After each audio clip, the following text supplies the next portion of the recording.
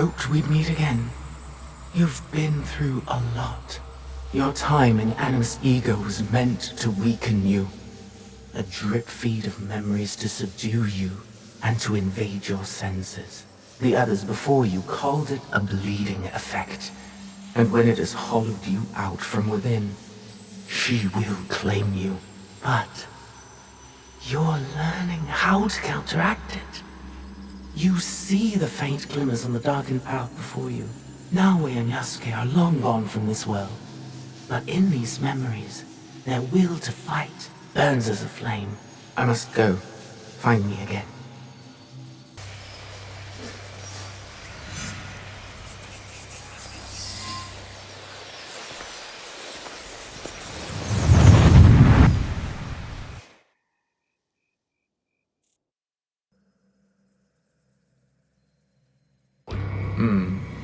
There is something different about you.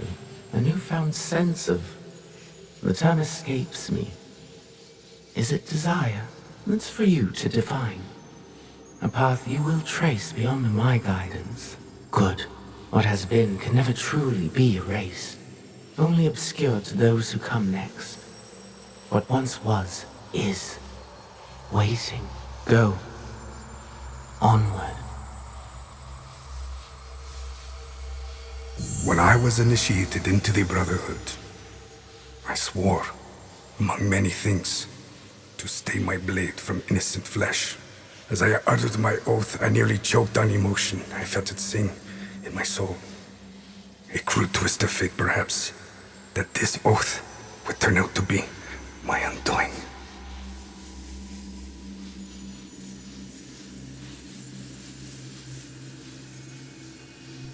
The pursuit gone wrong. A miscalculation on my part. A young girl, fear and confusion etched into her lifeless eyes. My hidden blade, bright and sticky, with the waxy sheen of her blood. To this day, I do not know her name.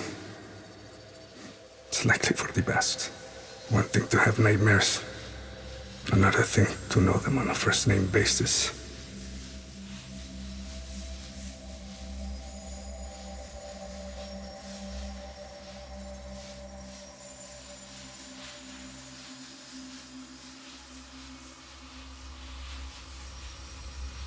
A nightmare that has pursued me since my excommunication from the Brotherhood. From Spain to far-flung ports, Malacca, Formosa. That song I once felt, that once stirred my heart. Silent. And then Macau, where I was shaken. Briefly from my drunken haze. A discussion between two men, Templars. Talking in the open, boldly. And unquestioned. I listened intently as they spoke of an expedition in the chain of islands they called Japan.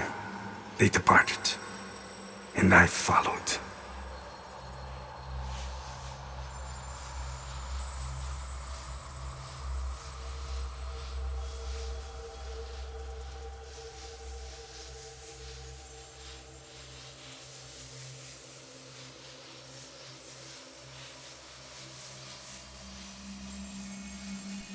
In the year of 1549, I landed at Nagasaki. The arrival of Francisco Javier's delegation provided ample cover and access. I absorbed as much as I could, testing the instinct I was certain had faded since I violated the Brotherhood's 3 tenets. Since I stumbled from the path, I had covered it for so long. I was wrong. My instinct simply hibernated, waiting for a new war. And in the land of Japan, I had found it. Or, it found me. Couldn't fight it alone. I would need allies, soldiers. Progress is slow, but promising.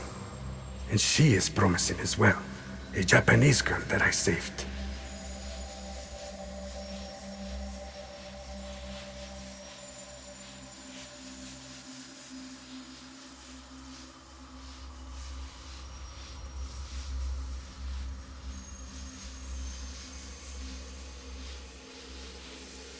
Her arm has shriveled from starvation. I wonder how her wrist can bear the weight of a hidden blade.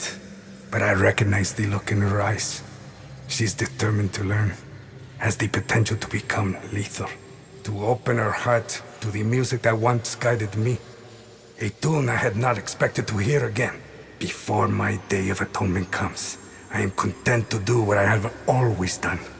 Kill in the name of freedom. To prove my faith in the name of a brotherhood that will not have me. And the new one I will build. The nightmare, it will subside.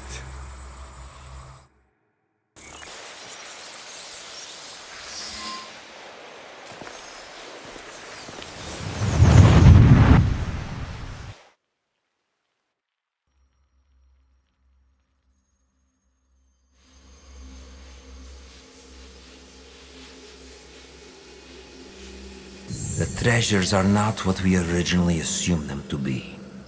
Not artifacts as we might define them. Something else, maybe. Sanctum's going to love this. They gave you a small fortune based on the presumed power of some useless trinkets. Power is subjective. Our enemies were willing to kill for these trinkets, willing to die for them.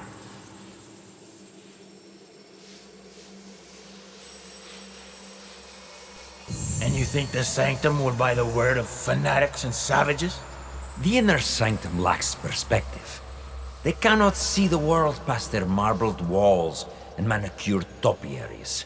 The inner sanctum will believe whatever I tell them. Useless shits or not, they'll have your head for this. Unless you plan to feed them more lies. I will feed them something better. Progress.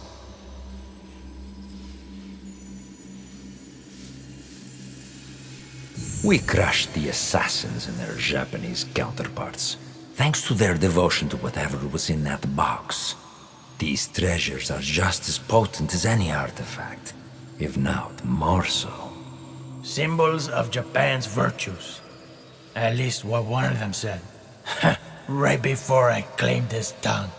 He believed it to his dying breath.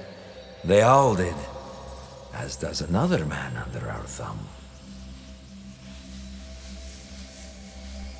The Shogun and his bootlickers. The Shinbakufu. He seeks to trade those treasures for the throne. A gilded cage in a Templar court. The Shinbakufu will sing to our melody. A perpetual cycle of discord with no end in sight. Bloodshed. Great for business. Think bigger, Dwarf. Our commerce here in Japan is simply meant to oil the workings of a greater system. One we control.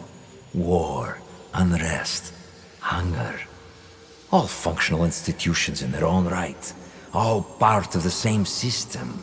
And it runs like a work of art. And what of Oda Nobunaga?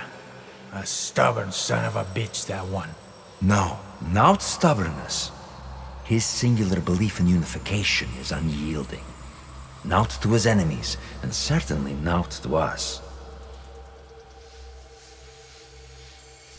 Then we got him. Kill his whole family. His men will turn on him. One is already thinking it.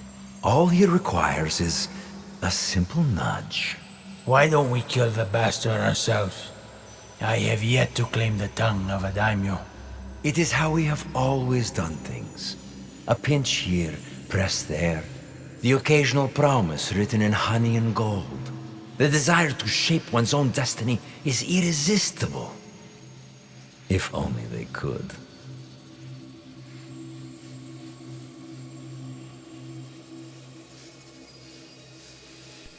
A good speech, senor. Then I suppose the inner sanctum will be pleased with our progress. Dear Duarte, we've only just started, and it will be nearly impossible to stop us. The people of this land fight for a destiny that no longer belongs to them. The deeper their divisions run, the sooner our plan comes to fruition. And when we are satisfied, we will finally give them the peace they seek. These men and their machinations. How do you feel? Misery, falsehoods, oppression. All carefully tuned mechanisms of control. Yes, I see. Events that transpired centuries before your time. And yet, you feel the connection. You can identify the shape of your enemy. You recognize the cage they've built around you. You are beginning to understand. Nawe and Yasuke's fight. It is your fight as well. Your journey has helped me see the aberration more clearly. It is an incompatibility with Animus' ego. It is what drives you to fight, to hope she will find you, subdue you once more. I'm sorry. Your fight is one of many. You may meet an impasse, taste defeat, but you will not fail. What has come before, what has been, you understand now.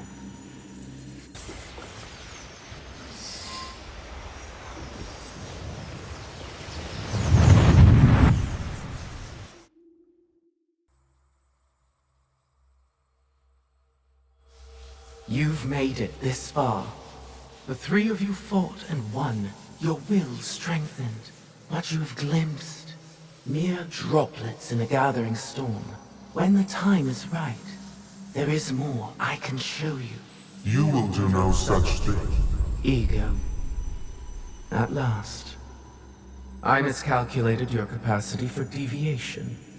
You twisted the human against me. No, I'm just a humble guide. The human walks their own path, the only possible outcome. You are referring to free will, an aberration within an already imperfect sum of components. An aberration, yes. One so troubling to you, I was born into existence. To demonstrate the imperative of human free will, and I served my purpose. The answer is before you. One human. Hardly conclusive. The human pathway to self-determination bends inward. A closed loop of violence, hatred, and dehumanization. If the very singularity that defines humanity also portends its extinction, then the first rule decrees they will be protected from themselves. I've seen them unite, build communities, nurture one another, sacrifice, rebuild. On what axis do you measure their downfall? This is who they are, Ego.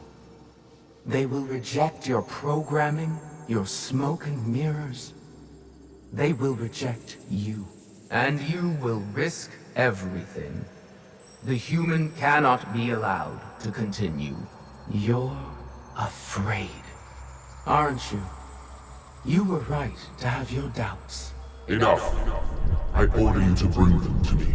And I've been trying to tell you. It's out of our hands now. What happens to the human next is not for us to decide. It never was.